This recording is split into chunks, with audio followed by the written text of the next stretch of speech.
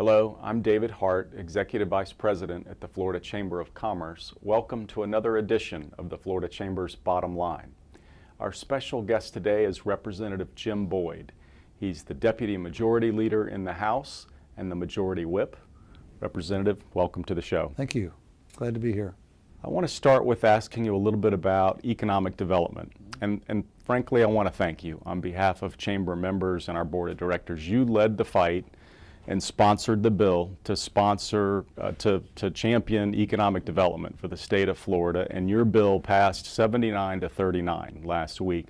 Talk a little bit about how that happened and how you were able to get that positive vote last week. Well, thanks. It was a great effort by many people. First of all, the Speaker was instrumental in helping us get that across the finish line. So I'm very, very grateful for his interaction and his leadership on the issue.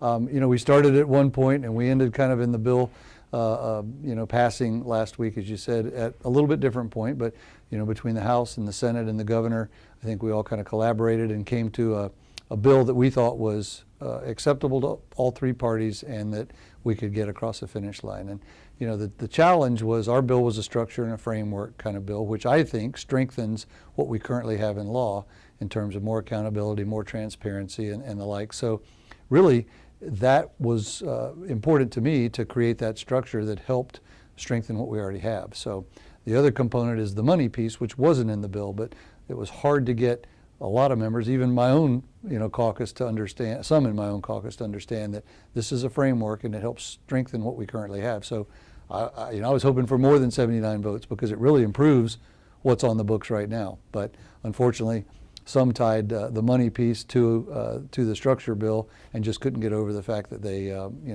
had disagreements perhaps with some of that. So those were the no votes.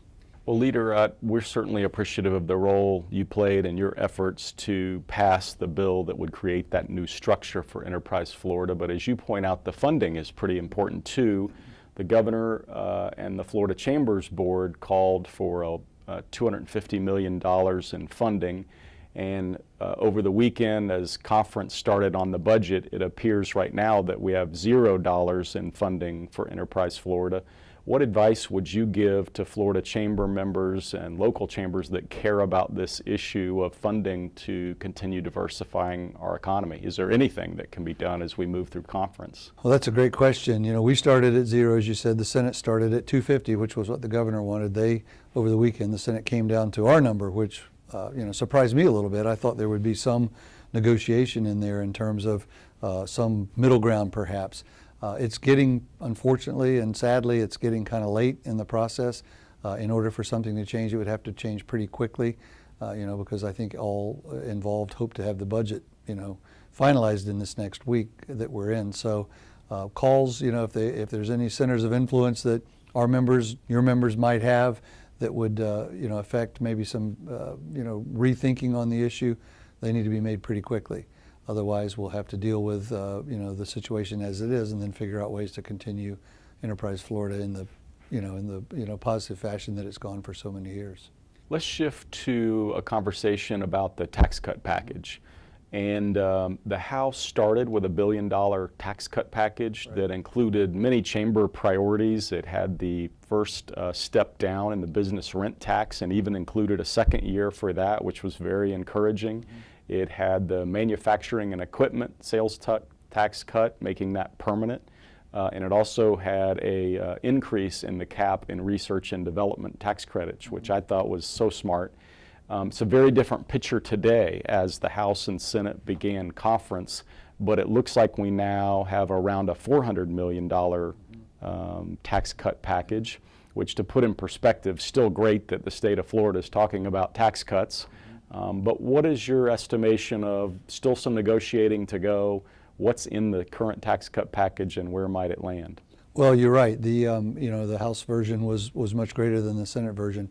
There were some budget numbers that came out, kind of midway through the process that lowered a little bit of the estimate on the surplus for the year, which I think impacted some thinking. Some, as you know, yesterday, or I lose track of this as we were here over the weekend, but I think it was Sunday evening, the education package came out that has the property tax component on taxes. So that impacted, I think, of the overall number a little bit.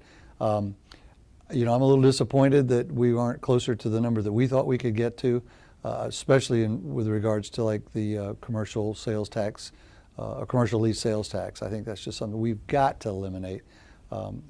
Sales tax holidays are important to Floridians and to families. So, as you said, 400 million is still a really large number in terms of a tax cut when we look at some of the states around the country that are having serious problems. And in light of, you know, my first 2 years in Tallahassee and in the House of Representatives, we were $6 billion in the hole. So we've come a long way over the years. So you do try to keep it in perspective.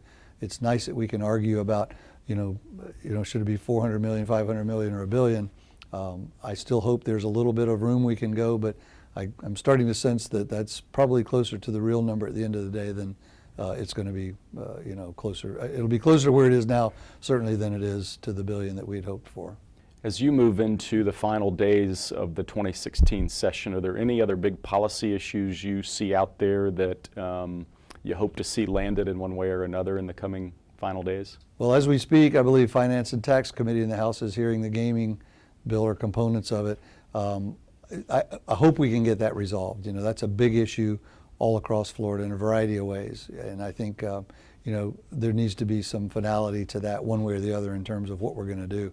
So I hope they'll get that across the finish line. And I sense there's some optimism on that, but, you know, that is a very, very complex issue that has so many different components. So I'm not 100% sure that'll happen, but it looks like they're at least making some progress today. And if I could add to that list, pension reform, which is something you've also led on in the past. The House once again passed a step forward in pension reform, and so we at the Chamber certainly remain hopeful that the Senate might take that up. Yeah, and to that point, you know, make those calls. You know, we still have 2 weeks in session, so if your members feel passionate about it as we do, and as I believe your members will, that's something that we really need to finalize.